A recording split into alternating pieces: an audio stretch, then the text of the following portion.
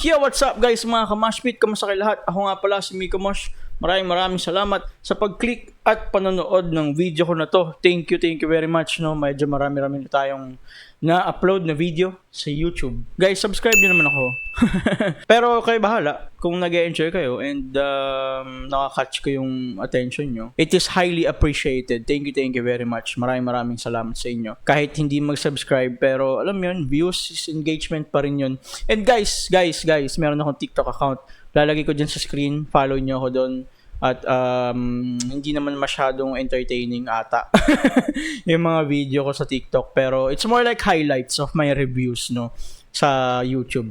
Pero anyway, so yun nga. Ngayong gabi ay meron akong nakitang banda na ang pangalan ay Feature Karma. At nakot nila yung attention ko dahil sa very artistic, no, and very creative way ng pagpo-portray ng art pagdating sa music or pagdating sa song or pagdating sa kanta or pagdating sa pagbabanda. Marami pang klaseng banda na ganito, definitely, pero sila kasi nagte-trending eh. And nagustuhan ko na medyo eccentric, medyo dark, medyo unorthodox way of expressing the music they create. Hindi ko alam kung magugustuhan ko yung bandang to, pero I'm hoping lagi naman, no?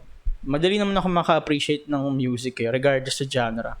Pero anyway, ang bandang Feature Karma, ayon sa aking research, yung mga band members ay galing sa Lasal, no? Saint Benilde. Tapos, nag-start as isa lang ata yung miyembro. Tapos, dumami. And then, yun, nag-hook sila sa masa. Tapos, dumami yung followers, dumami yung listeners. Nakaka-proud, syempre. Nakaka-proud yung mga taong sumasakses sa paggawa ng music nila. Yun ang pagkakilala ko sa Feature Karma. Other than that, wala na. Yun lang. Base lang din sa research ko. Tapos, naririnig ko na yung mga kanta nila sa labas. Alam mo yun, pinapatugtog sa kalsada, sa tindahan, sa palengke. Pero, hindi ko alam na Feature Karma pala yun. Pero ngayong araw, I'm about to learn how they create music. Tapos, yung re-review nating kanta, ay ang title ay Pag-ibig ay Kanibalismo 1. Meron pang 2. Pero reviewin ko din yung part 2, pero 1 muna, no? Let's see kung may correlation ba yung dalawa. Pagdating sa songwriting, pagdating sa lyrics, pagdating sa arrangement ng kanta, pagdating sa atake, alam mo yun. But it should be. Medyo expecting ako na sequel silang dalawa, especially yung story nung lyric. Pero yun guys, di ko na masyadong patatagalin. Play ko na guys. Feature Karma, ang Pag-ibig ay Kanibalismo part 1.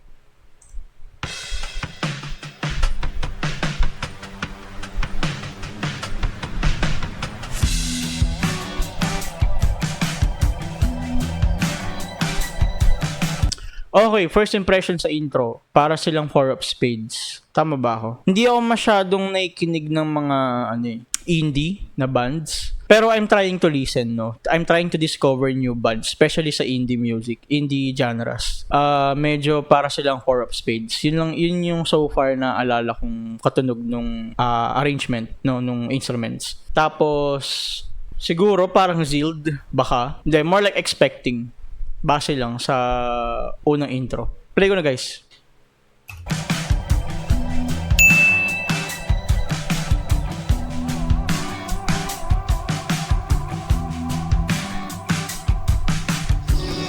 Hindi ko makita, mata ko'y pikit pa, nakadikit pang pinapangarap ko. Pagping sa disgrasya, Nice. adik na artista, di kinakayang kasikatan ng ilaw.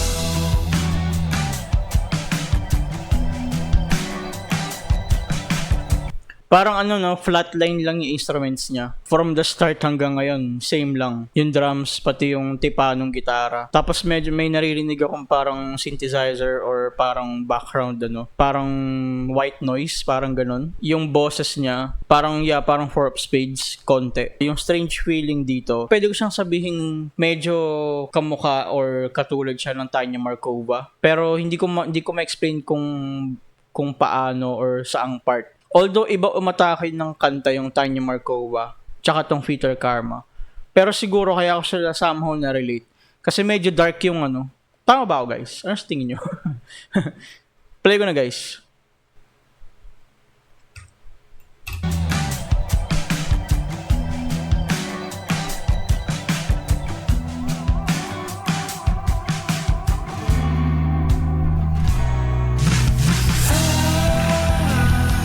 Nice. Nakatingin siya sa'kin, hinimdalan ko ba?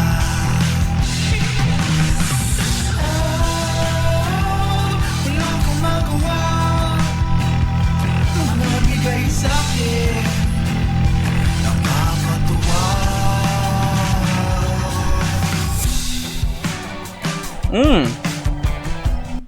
Ang dark ng vibe. Gusto ko yung pagkakasulat nung ano, lyrics niya. Tsaka yung flow, yung cadence ng boses niya.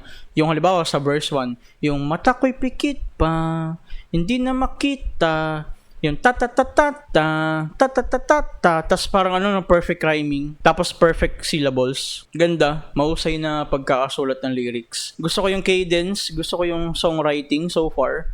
Tapos flat line lang na flow ng instruments. No, predictable siya pero I think sobrang nagsusut yung flat line na flow ng instruments kasi alam mo yun, they're trying to portray the darkness nga siguro, or yung parang unorthodox na way of expressing the lyrics and the arrangement of the song siguro. If tama ako ng ina-assume at least kung paano ginawa ng banda yung kanta nila. Tuloy ko na, guys.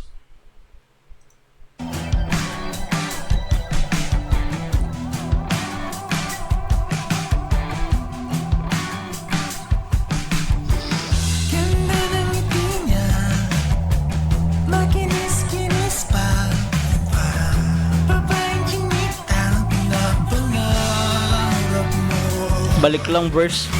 Mata ko'y dilat na, may nagpapakita, asa ng hustisya, hindi ko makita.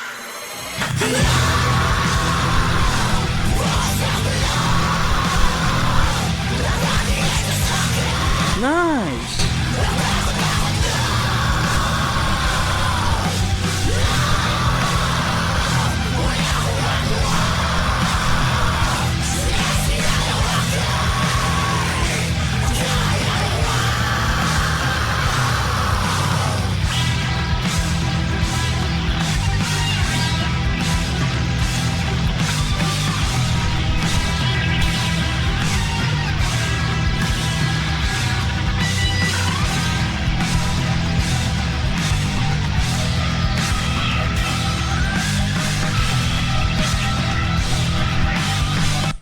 Pause ko muna, guys. Outro na pala, no? Wait lang. Hindi kayo na-expect na ganun yung magiging last part ng kanta. Napakaganda kasi hindi kayo na-expect na ganun pala siya aatakihin, no? Ganun pala siya i-arrange nung banda or nung songwriter or kung sino man nagsulat. Napaka-expressive, no? If papansinin natin yung lyrics niya, tapos ang kalmado niya nung una, no? Ang kalmado niya, tapos biglang balik lang dun. Tapos i-expect mo syempre yung pattern babalik lang ulit dun Pero biglang may plot twist, bigla siyang lumihis, bigla siyang naging baliw, na naging chaotic. Ito yung mga kanta na isa sa mga patunay na merong art sa gitna ng chaos. And they did portray it very well. Napakaganda, no? Sobrang na-appreciate ko kung paano nila ginawa yung kanta na to. Play ko na, guys. Patapos na pala